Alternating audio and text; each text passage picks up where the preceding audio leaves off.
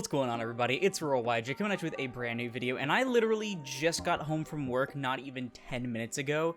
I'm completely exhausted after closing, but I did see right before I left that we did get the reveal for the Memento archetype, and this is one of the new archetypes we saw in the artwork reveal and kind of like the theme leak, quote-unquote. I mean, it was revealed, and it was like, you didn't really see much except for a description, right? But this is one of the archetypes coming out of Deck Build Pack Valiant Smashers. And this is the one that looked like it'd be zombie-based, or at least graveyard-based, and so, I'm hoping it's not like just super generic zombie support or anything like that. It's kind of boring. Plus, there's only so many times you can print a Foolish Burial effect on a card, right? But I'm not going to waste any more time. Let's go ahead and get right into the Memento archetype. The past returns to haunt you with Memento. Cards you forgot, everything you left on the roadside, it all comes back for revenge. Starting off, we have what looks to be the big boss monster, Memento Tectolica, the Nether Skull Dragon. Okay, so it looks kind of like it's Nether Soul based, I don't know.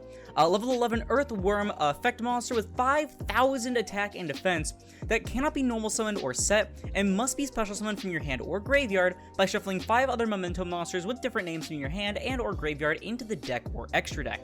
If you control no other monsters, this card can attack all opponent's monsters once each, and once per turn, if your opponent activates a card or effect, you can special summon 1 Memento monster from your hand or graveyard. Okay, I am a big fan of big Oonga Boonga boss monsters. 5,000 attack and defense goes really hard. Not to mention, it has big attacking for a bunch of monsters, which means it's kind of to be expected from most big monsters. Either they get even bigger, they have piercing, or they attack everything. And then the second effect is also pretty nice too. Just from your opponent activating a card or effect, you get another Memento monster from your hand or grave. We don't know the exact other Memento monsters effects yet, but I can only assume it'd be pretty good. Alright, looks like we're going in level descending order. This is Memento Horn Dragon. It is a level 8 Dark Dragon effect monster, so maybe they're not zombies, they're just a bunch of different typings. And it has 2850 attack and 2350 defense. Oh god, I thought we were done with this kind of crap.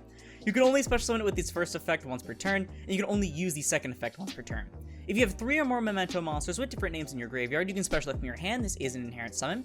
And if this card on the field is destroyed by a card effect, you can target 3 face-up cards on the field, including at least 1 Memento card you control, and destroy them. Okay, so it's a free, decently sized body that also floats into like this Sword Soul Blackout Icarus attack kind of effect. Doesn't seem to do too much on its own though, other than being a big beater. Oh, and apparently it's a remake of Trihorn Dragon. Doesn't look like this is a remake of anything technically though, except maybe Drago Necro Nether Soul Dragon. Next up we have Memento Tatsunu Toshigo. It's a level 5 Earth Beast with 1350 attack and 1600 defense, and you can only use each effect of this card's name once per turn. If you control no face-up monsters other than Memento monsters, you can special summon this card from your hand, and this is an activated effect, and during your main phase you can destroy 1 Memento monster you control, and if you do, send any number of Memento monsters with different names whose total levels are equal to or lower than the destroyed monster's original level from your deck to the graveyard.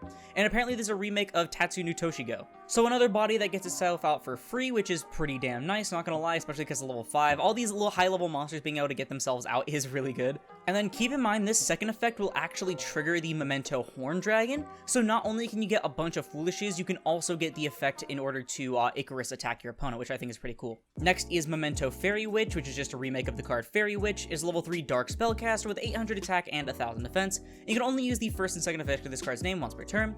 If it's normal or special summon, you can add 1 Memento monster from your deck to your hand except another copy of itself.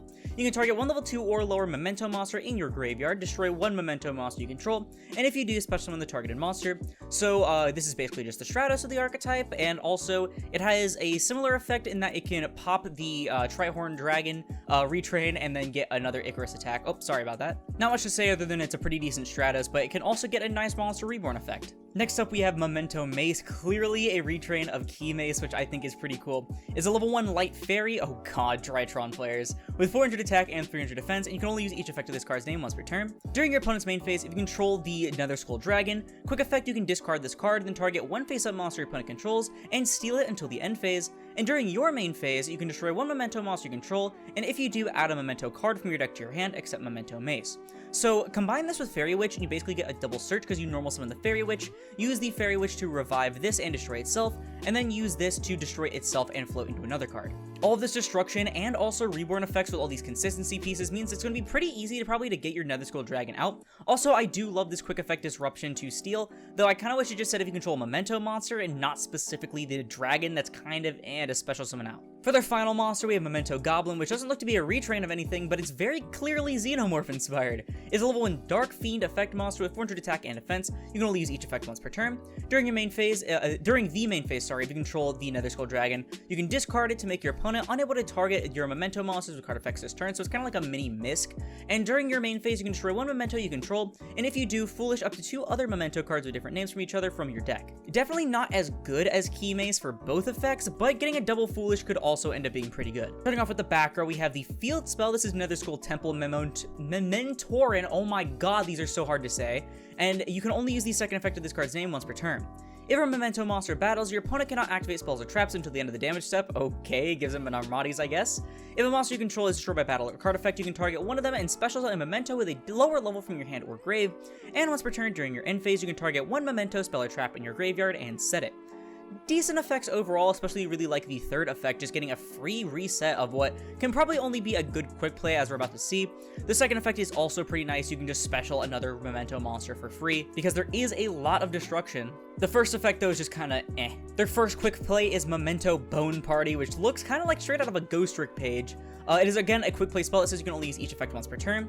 Destroy one Memento monster in your hand or face-up field, and if you do, take a Memento monster with a different name from your deck and either add or special it in defense position, so kind of like a branded opening. And during your main phase, you can banish it from grave to target one Memento monster you control and make it do piercing this turn. Not a bad card. Again, it's basically a branded opening, though the graveyard effect could probably end up being a little bit better. Their other quick play is Memento Bone Back. You can only use each effect once per turn. If a face-up Memento monster you control leaves the field by your opponent, special a Nether Skull Dragon from your hand or deck, ignoring and summoning conditions. If your opponent moves a Memento monster out of your graveyard while this card is in your graveyard, you can banish this card to special as many Mementos with different names as possible from your hand and or deck. Basically punishing your opponent for using Ishizu cards, I see. The first effect, though, feels kind of specific. I mean, both of these effects feel kind of specific. Like, anything that isn't a continuous that activates like this in this kind of restriction has never really been that great. And the second effect is very specific. I mean, like, your opponent kind of has to be playing something like DD Crows or Bestials or Ishizus. I mean, it's not a bad card, but I don't think it's like a really insane card unless one of their trap cards has an effect that like changes an effect to make it move things out of grave. Their first trap is Memento Fracture Dance. It is a normal trap that says you can only use each effect once per turn. If you control a Memento monster, target one card on the field and destroy it. Then if you control the Nether Skull Dragon, you can destroy one more card on the field non-targeting. And when an attack is declared involving your Memento monster and an opponent's monster, you can banish this card from your graveyard and make all face-up monsters your opponent controls lose 1,000 attack until the end of the turn. This doesn't seem too bad. I mean, it's pretty searchable off of the Key Mace at least, and you can also reset it repeatedly from your graveyard using the field spell, and the graveyard effect is also pretty damn good. And finally, their last card is Memento Cranium Burst. It is a continuous trap that says you can only activate its second effect once per chain.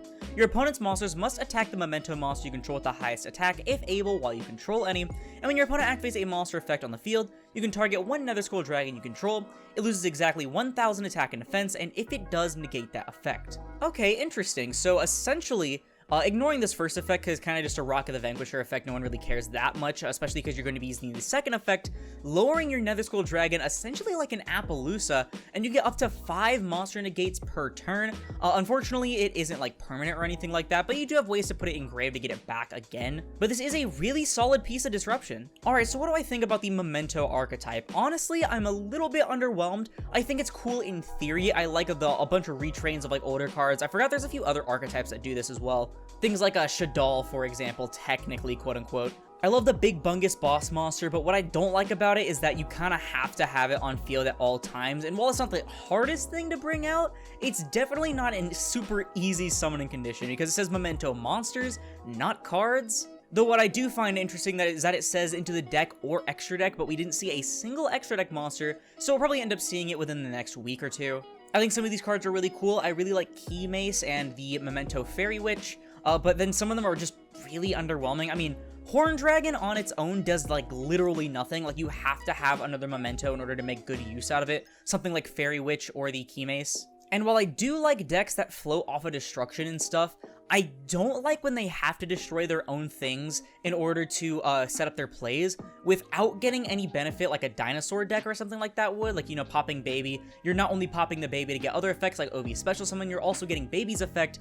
Here, you're only getting the other effect. It just reminds me a lot of like a deck like Witchcrafter, where you get severely punished and stuff for like getting hit with hand traps, because you just have to neg so much to use these effects. And yeah, it destroys for effect, not for cost, so it's not as bad, but it's definitely a bit underwhelming. I like the field spell. I like this card right here, the branded opening effect. I think that's pretty cool. This one's just way too specific for me, but the trap cards are really nice. Overall, what do I think about the archetype? I think it's fine, but until we see whatever this inevitable like Link monster or whatever is, I don't really think it's going to be doing too much, not gonna lie. It's just a bit too reliant on the boss monster, but I don't know, that's just my opinion. Let me know your sound in the comments below, because that's going to do it for the video. If you liked it, please sure to leave a like, as I'll split this video and the channel into YouTube recommended. And if you like this content and want to see or like it, like the rest of my review series, then perhaps consider subscribing, because we're going to 5,000 subscribers by the end of 2023. Not to mention, it supports the channel more than anything else, and it's absolutely free. Also, if you want to support me while getting some epic TCG merchandise in the process, check out Tapio cards in the link down below. Use code Aurora5 at checkout for 5% off and support me financially. Once again, thank you all so much for watching, and I'll see you in the next one. This is Aurora, signing off.